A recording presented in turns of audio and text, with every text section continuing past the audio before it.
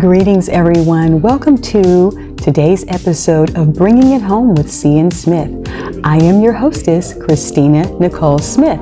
Some of you may know me by my indigenous name, Adelohoski Agatatna'i. This program is about all things homeschool related, from legislation, news updates, creative curriculum ideas, interviews with homeschooling parents, individuals, and businesses that provide insight into the homeschooling experience, as well as my experience as a homeschooling mother of 16 years and counting. You may find my insight on all of these topics useful. If you're watching us today from our YouTube channel, don't forget to hit that like button so YouTube will know to share this content with other interested individuals just like you. You can also click on the subscribe button and then the notification bell to be alerted when new episodes are uploaded. You can also find us on Destini TV, a new channel on your Roku player. Simply use the search function on your Roku player, type in Destini TV and look for this logo. When you see it, click on Add Channel, and you will then have access to all the local listings. Okay, welcome and a big thank you for joining us today. On today's episode, we have a very special guest that I know you all will be very glad joined us today.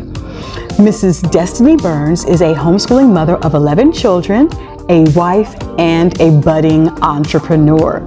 As it relates to homeschooling, what she likes to say is, if I can do it, you most definitely can do it. So let's see if we can get her on.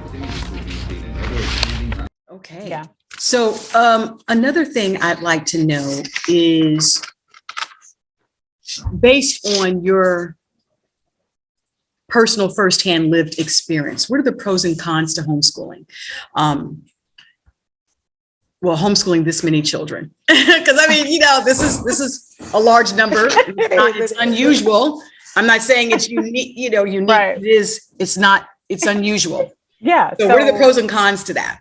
Pros and cons to homeschooling a big family. Mm-hmm. I'll start with the pros because I feel like I have more pros than cons. Okay. The pros are, in a homeschooling environment, very similar to the Montessori method. So if people, do Montessori or something like that, Montessori it believes in blended classrooms so that children can learn from each other. Mm-hmm. I think actually Charlotte Mason is kind of close to that too. And I don't want to do too much homeschool speak, but essentially once you start going down that rabbit hole, there's a whole bunch of methods that you can use to teach your children.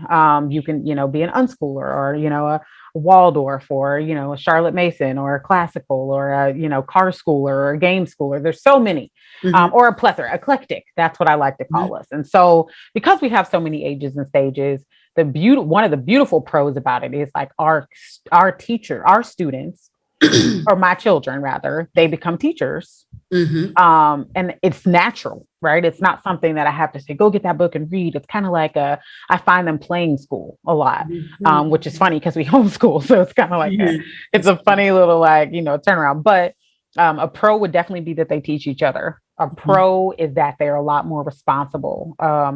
And they look out for their siblings. Yes, there are squabbles. We have 11 children, so that, we're not perfect, but I think another pro is that because we take kind of an ungraded approach, it really homeschooling this many children, it gives us an opportunity to, utilize curriculum. We share the curriculum for those subjects that we do use curriculum, and not all we do. But I really just think it's more cohesive, and it's kind of like I got a little school.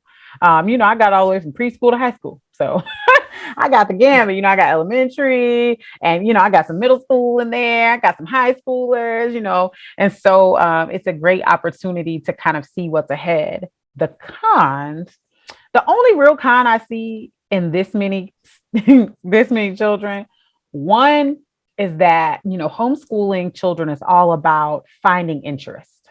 And sometimes when you have 11 children, everybody got different interests or everyone has a nuance of an interest, right? So you may like math and you may like science, which there are some overlap, but you both want to be engineers, right? So it's a very interesting, and as a mom, I'm trying to make sure, and as my husband, we're trying to make sure that everybody's interests are fulfilled in some way. Thank God for the library and the library card, right? Yes. Yes. If you don't have one, homeschoolers, get a library card because, honey, the library will open up a whole new world for you and all of your interests. I love the library. Yeah, the library is like a homeschooler's best friend. It's like in the homeschool toolkit. Yes. The library card is like, it's the first thing you get, sister. Yeah. My baby got his when he was 1. I was like, I'm telling you. I was like, we got to go, I'm telling, and seriously, just, as a side note for parents out there, I know this is a show about homeschooling. Like, look into your local library, look into your public library, because they have so many programs. Yes. Most libraries have a free ancestry.com account. So you can do genealogy. That'll take you into a whole nother world of government or civics, and it'll sometimes it can take you down rabbit holes. You start finding out things about family or just your family that is like, oh my gosh, I didn't realize we own land, or we were this or that. And so go, but they have story time and crafts and if they don't, and like here we're kind of benefited. We live in a military town, so we have a lot of homeschoolers. Nashville, which is a city that's big and close to us, they have a lot of homeschool activities at the local library, so that's really great. But if your library doesn't have something specific to homeschoolers, or go ask, hey, I'm a homeschooler, there's a group of us here, would you guys be interested in hosting a class, or can we get a space on a regular basis just to do meetups? And I'm sure that they'll try to work with you, or if they don't say it off right, you'll start to see more child-friendly programming, and it's just by saying, hey, like, you don't have to do it, I'll come in and volunteer, I just want to get the homeschoolers together, right? So that's just kind of a tip. And the second con to all the children homeschooling, it's just the food. Honey, our food is like, food. They go through a lot of food. I mean, just because I'm home, let me get a snack. Okay. But we've had to, now that's the one thing I will say, we've kind of had to regiment it in the sense, like, we've really, I have a menu, but again, I mean, if you've ever watched the Brady Bunch, Yours, Mine, and Ours, like, they had a menu, it was like a military, and that is the one thing that we do, is we have a menu with as many mouths as I have. We try to be as healthy as we can. The most economical. We used to have a big, garden, or we, gardened. We kind of moved into a smaller space temporarily in transition, but usually, we would be growing something, or and that definitely helps, kind of that farm to table mentality. And we still do, actually. We have plants randomly all around our house. So, the seedlings right now, they're not, it's too cold yet to be in the ground. Just the weather's been crazy here. But it's the food, because, honey, they're home and they want to eat all the time. If they're not doing something, can I have an apple? Can I have this? Can I have that? And they're kids, so, it's expected, but we have to, that is kind of like the one con. And I say that kind of in jest, because I know that's all kids. It's not just my 11. It's somebody could have 2 and they're still like garbage disposals, right? And then, don't let them be teenage boys. This is a whole nother level. It's like toddlers and teenage boys have a bottomless pit for some things. And it's just, I mean, my 3-year-old, she's like, can I have that? Can I have that? What are you eating? Can I have that? And I'm like, hello? Like, that's my baby too. That's it. Like, and so I was like, get some? Didn't you just have a snack? Well, yeah, but I want, like my daughter the other day, I want your snack. Well, I want my snack. You want your snack that you just ate. You can't have mine and yours, Stomach bulged out and everything. Bulged out. I'm like, sis, that is, we over it. But those are really my only cons. I think, our children, we have to give them space. And I will say that when I first started, that was coming from working in education and seeing it, and honestly relying on my subconscious. That was all I knew, right? All I knew was public school. I didn't go to private. So all I knew was public. All I knew was to set it up a certain way, and you got to have this, and it's got to look like that. And I need all the posters on the wall, and this and that. Like, I told everybody, I was like, that lasted about maybe 3 months, maybe, if I made it that long. And after that, I was like, okay, yeah, come on, sit on the couch, come on, gather around, children, gather around the campfire, and so it turned into, we found a flow. We found a flow. Now, what do you think about, I would like to know what you would advise mothers that, because you have teenagers, high school level, are they close to, would you say you had 15-year-old, right? 15? They will be 15. Yes, ma'am. Okay. So then Are you prepping them for college, or are you leaving that optional? What are you doing? Because I know you said you don't provide grades. So are you keeping transcripts for them just in case they do want to go to college? How are you handling all of that? So when they get to so my high schoolers, I do keep grades, but I've also asked them, and I know, life can change. One day you want to be an astronaut.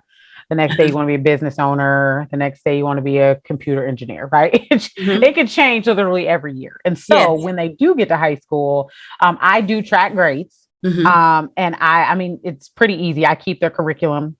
I track them. And in the state of Tennessee, our homeschool requirements are you have to homeschool 180 days at 4 hours a day. And so we use an umbrella school, which is, just kind of like probably similar, I guess. I know in California, it's kind of like the charter school thing. And we have a few moms down here who have kind of went through the process of opening up like a private school. And so they take homeschoolers. And so that's pretty cool. But for us, we use an umbrella school. And so the umbrella school is really easy.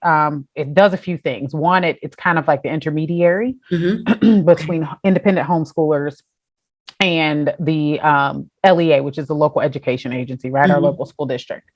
And so we use one, but it also allows us to not have to test as much in terms of standardized tests. And so that to me is really big because I think that a lot of standardized tests are biased. I don't think that a standardized test can truly gauge what a student knows or doesn't know. And so in that, I test my own children in my own way. Usually it's a lot more unit tests sometimes, specifically for some who have said, I want to go to college. For the ones who do not, we focus on a trade. And really all of mine do a trade anyway. So one of them has a landscaping business. One of them wants to do hair. One of them wants to have her own daycare. And so they all kind of want to do something anyway that doesn't necessarily require college. Correct. But then I have a few who, want to, like one wants to go into law, one has talked about going into medicine. And so for those, for all of my high schoolers, we still prep. We still go through, we're about to start prepping for ACT. So they're going to take like the PSAT next year and they're going to do a few things. I'm going to make sure they're ready regardless. But I'm not going to push the narrative. And, in the state of Tennessee, they can get their first 2 years free in college, just as a part of a local program here. And so we've been looking into dual enrollment options because as a mother, I would be remiss if I didn't try to set my children up for success. And, if I knew then what I know now, I would have done dual enrollment because I have hundreds and thousands of dollars in student loans. And I was smart. I had scholarships. So why on God's green earth do I have all this student loan debt and I had scholarships? The math isn't mathing, but for them, I'm not going to let them go down that road. And I'm going to encourage them regardless, whatever they want to do. We've talked about the military, as an option. We've talked about college, we've talked about trades, we've talked about entrepreneurship. And so whatever they identify is where we're going to go. But for my high schoolers, I do keep a transcript just in case, just in case they want to, a year after they want to do something. And then I'm like, you're ready, So yes, ma'am, we do prep. And the last thing I would like to know is, that question just left me. Most women or mothers don't have a master's degree in transformative education. So, and I hear this a lot. How would you encourage women who say, well, I'm not as smart as you, Destini. I mean, you do have this degree, a master's degree. How do I? That's why it was easy for you to just go ahead and homeschool because you were already right there. What about somebody like me? How would you encourage a mother like that? So I would build them up. Interesting that you say that. That's one of the very first things that a lot of parents do. I can't do that. I'm not smart enough. And I say, sis, it's so interesting to me how the system has like, it's putting the wool over all of our eyes. And I remember telling one mom, I'm like, It's interesting that you could have a child. Mm-hmm. For all intents and purposes, from 0 to 5, Mm-hmm. you were well equipped. Yeah. You taught the baby how to walk. You taught the baby how to talk. You Mm-hmm. taught the baby how to maybe know their ABCs. You taught the baby how to, Or the body. communicate, Mm-hmm. all the parts of the body, those things that all parents teach the toddlers, right? Mm-hmm. And I was like, but then at 5, you magically lost that power. And now you can't do it anymore. Now you did it from 0 to 5. Mm-hmm. And really, you still do it because, in the summertime, they're home with you. And I was like, I was like, if you have a daughter and the daughter comes on the cycle, they're not teaching that at school. You got to teach them that. And I was like, but for whatever reason, the system has really made parents powerless in word, because I've never, there are so many parents, and especially parents in Black and brown communities. And I'm very specific about that because we all know the systematic ways that society has tried to make a gap between communities of color, specifically Black people. I have to be real specific on this. Black people and everybody else. And I say that because, we talk about integration. There was no such thing as integration. We desegregated. We did not integrate. If we knew the definition of some of these words, we would understand why we're still struggling with our babies being expelled and suspended at higher rates. Why, the education gap is so large. And then even in our own community, why is it that women have more degrees than our Black men? What is the barrier there? And so, again, I encourage my parents. I wouldn't say I would, because I've had to. I have encouraged them, and I've said, sis, do you, because they're like, well, what about math? I'm like, well, does your child want to be a rocket scientist? I don't think so. I said, well, what's your child want to do? Oh, well, he wants to be a such and such and such. I said, you do know. And I mean, I've pulled out curriculum books before. Like I'll do, especially in my area, when I do, I'll do homeschool consulting, because I'm a firm believer that if you want to homeschool your child, you can. As a matter of fact, I just had a call today from a mom who was like, okay, I'm doing it. But I was like, okay. And probably because I'm such a proponent of homeschool, like if you go to my Facebook page, if you go to my Instagram page, if you go to every page you're going to see Destini, and something's going to be about homeschool. And, I told her, she was like, I'm going to do it. I'm going to pull my son. I'm going to do it. And I was like, okay, great. And she was like, because they're trying to make him repeat. And I was like, oh, that's good. Yeah. And I was like, usually when homeschoolers come home from public school anyway, parents notice. They notice the gaps.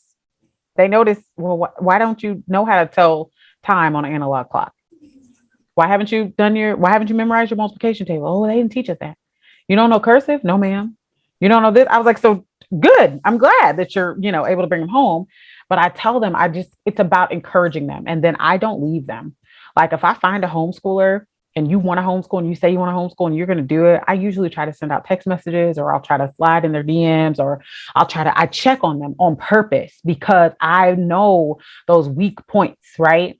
I'm always sending them resources. I'm telling them about the libraries. I'm telling them about the discount bookstores. I'm sharing, usually what I do after I do a consultation, especially with a new mom that's like super nervous and they're pulling their child out of the system, and they want to spend thousands of dollars on all the things. And I'm like, no, please don't do that.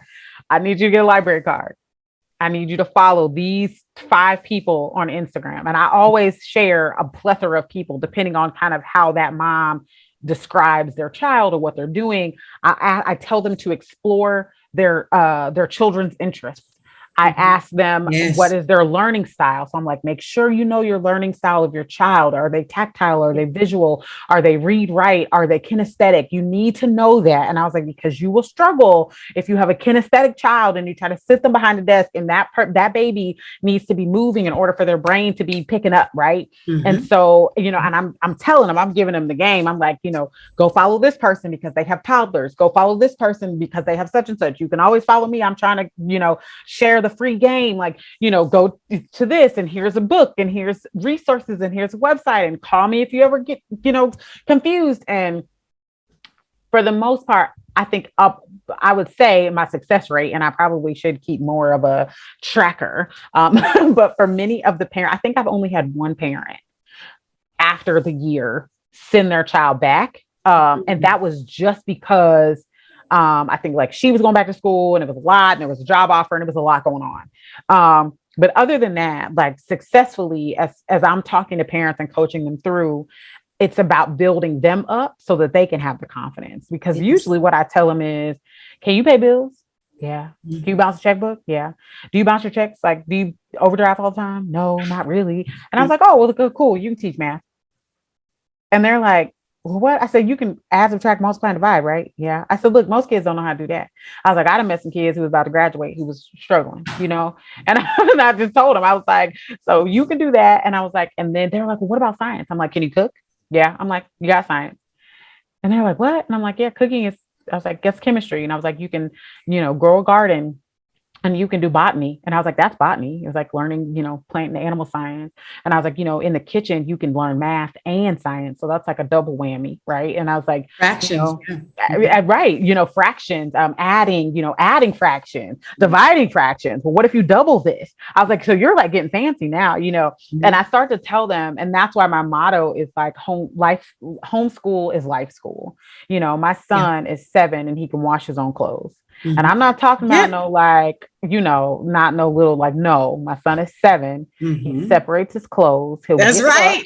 He will go to the washer. Mm-hmm. He will put the measurements in correctly. Mm-hmm. He will start the washer and he will wash his clothes. When the washer stops, he will get it out and he will put it in the dryer. There you go. And at first, when you see it as a parent, you're like, what you doing out there? But then you realize like, oh, I taught him how to do that, right? I mean, he knows how to pump gas. My children know how to go into the stores by themselves. Mm-hmm. It's so funny. I just saw the Netflix. There's a Netflix, I guess, like a documentary or something about like children in, I don't know, some Asian country, and they're 4 and they're running errands around town.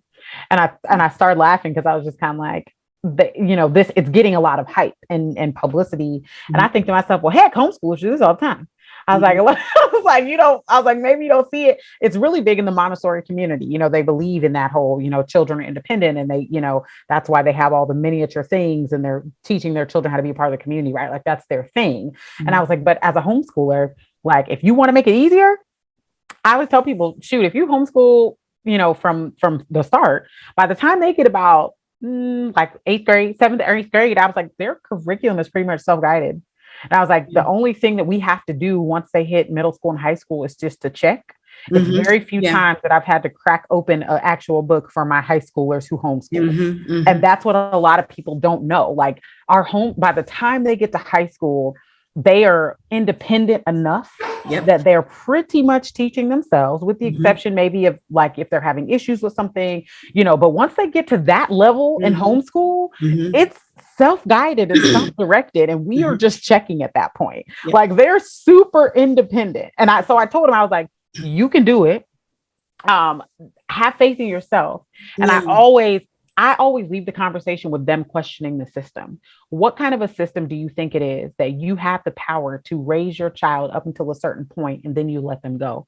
I said, how does that doesn't even make what? And once I explain it to them, that's when their wheels start turning and they're like, you're right. And I'm like, yeah, what kind of system is this? Excellent change. That's an excellent perspective to share, because it's a different way of looking at everything. Mm-hmm. So now I know I heard you mention that you were a homeschool consultant. So do you want to share with everyone all of your social media links and your business and what you're doing? Yes. So I am currently, so first you can find me on Instagram, you can find me on Facebook, you can find me on TikTok, but don't judge me on my little TikToks. All the moms trying to figure out TikTok. Okay. The kids do it way better. I'll say that. But is it under your name? It's Destini _Burns Tribe 11. And I will make sure that you have the correct spelling and, we'll get it. But Destini, DESTINI _ Burns, BURNS, Tribe, TRIBE 11. And is that on Facebook? Where's that at? Yes, ma'am. That's on Instagram. That is on, I'm trying to think, YouTube, and that is on TikTok. So Okay. those are my three. And then you can, the business that we have, it's called Hope in Homeschooling. So Hope, HOPE in Homeschooling. Okay. And you can find us on Instagram and Facebook as well. Under those names. Yes. Okay. So there's two different accounts going on. Yes, ma'am. The Hope in Homeschooling is the consulting. The Destini_Burns Tribe 11, that's me. That's our life. That is, if you need inspiration and you're like, I don't know how I can do this. And then you remember that you watched this show and there was this lady on there with 11 kids and she's homeschooling. And so if I'm always the one, I always tell people, I'm like, use me for the example. Like, well, I can't do it because I got 3 kids. Okay, listen, I'm about to give you this girl. She got 11 kids. Yeah. I always tell people, I was like, if you get the person who's like, I can't do it because of the kids, just point them in my direction. Okay. And I'll make sure this is that part of that mothering community. I'll say, come on, Yes. baby, come on over here. I got you. And we can walk them through together because that's what it is. How do we change our community? Well, we change it one baby at a time. And if we can start to decolonize them early by not putting them in the system, then imagine what our community decolonize. We imagine what our children will look like, will be our community. Imagine what our community will look like in 300, 400, 500 years if we start to homeschool and home educate and teach them how to, raise their own food and start businesses and invest wisely and practice true group economics and, really start to navigate this world. Like, we would be a force to be reckoned with because our children won't be swayed so easily by this knowledge that they're handed down, but they'll know how to seek out the knowledge that they need to be successful. And that is what I believe we as homeschoolers do. We are teaching our children to learn. Once I teach you how to learn, I can't unteach that. My children they know how to do everything. They take public transportation. I can't, once I've opened the door to their knowledge of learning how to navigate the systems, now they know how to do it. And I never have to worry about that again, because I know no one's going to come to them and say, oh, here you go. Here's a pamphlet and this is great. And sign up for this. Cause they're going to say, let me read it. Well, this says such and such and such and such. What do you mean by that? What does that mean? What is this? Now they know how to question. Now they're processing, they're synthesizing, they're doing all of those things, those higher order, those higher level thinking skills that the schools are trying to put in them. We homeschool and that comes naturally. We ask our children questions. They understand that asking questions is okay. They're learning how to regulate their emotions. They're learning how not to be swayed so easily, sometimes at our detriment, right? Because once we teach them that skill, they use it. They use it, mom, dad, or whoever. They gonna use it. We have some of the best lawyers, I assume, in the homeschool community than anywhere else, because, honey, they know how to negotiate. Once you teach them that skill, they use it. And so, yes, it's a beautiful process, and it does take time. It does take rearranging of economics. My husband and I are not rich by any means. Not yet. But not yet. I like that. I got to speak that, honey. I got to, make sure those words. Not yet. Have a place. Okay. Not yet. It's coming. It's almost here. But, in the meantime, don't feel like you have to break the bank to homeschool. It's so attainable. It's so accessible. People who are, I have a one mom, she is, she currently receives public assistance living in housing, in housing projects, and she homeschools, right? Because she realizes that it's bigger than that. It's for her babies. She's figured it out. She's figured out she can do it. And her thing was like, why not? Like, well, I have to be able to do a better job than what I'm sending them to. Yes. Yes. Well, and on that note, I'm so glad that first of all, I really enjoyed having you on the show today. Yes, ma'am. I think, put it this way. I know that you gave the viewers a lot of value, and when this show is broadcast, I'll make sure I have your social media links listed across the bottom of the screen for everyone. And on that note, you know what? And I'm probably going to have to have you come back. And also, I'm probably going to have to break this down into 2 parts. Okay. There's so much information here. So again, I just want to say thank you for coming on today. Yes, ma'am. And Everyone out there, we're going to see you next time on Bringing It Home with C.N.Smith. Have a good one.